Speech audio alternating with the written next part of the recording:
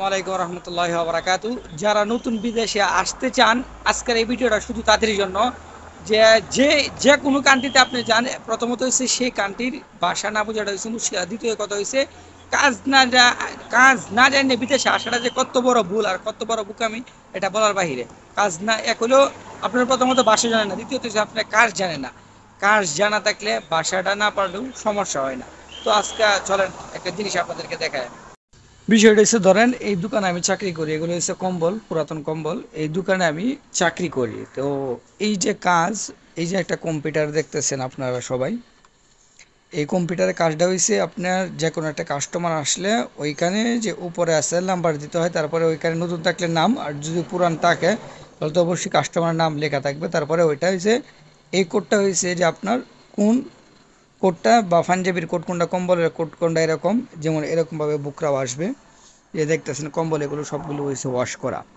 তো এগুলো হয়েছে লন্ড্রির কাজ। আর এই কাজগুলো জানা থাকলে আপনি বিদেশের বাড়িতে 30 থেকে 40 হাজার টাকা অনায়াসে ইনকাম করতে পারবেন।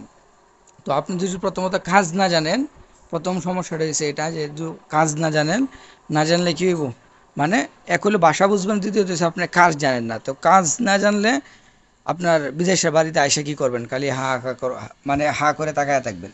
এক হলো আপনি কাজ জানেন না, দ্বিতীয়ত কথা হয়েছে যে আপনি ভাষাও জানেন না। কাজটা জানা থাকতে যে আপনার ইচ্ছা স্বাধীন মতো আপনি কাজটা চালিয়ে যেতেছেন, কোনো সমস্যা নাই।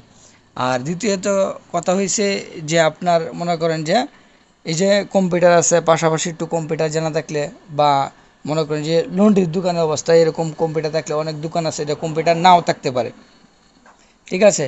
তো কাজটা জানা থাকলে, যেমন আপনার আয়রন, কাপড় ভাঁজ করা বা এগুলা, ঠিক আছে, মাল প্যাকেটিং করা, এগুলো জানা থাকলে কি 30 থেকে 40 হাজার টাকা কামানো বিষয় না। তো সব কিছুর পরে হচ্ছে আপনার যে কাজ জানা থাকলো, কাজ জানা থাকলে বিদেশে আইসা আপনার টাকা ইনকাম করতে পারবেন। আপনি যদি কাজ না জানা থাকেন তাহলে মানে বিদেশে আইসা লাভ নেই। তো সর্বপ্রথম আপনি কি কাজে আসবেন, যে কাজ আপনি আইসা করবেন ওই কাজটা ঠিক করেন।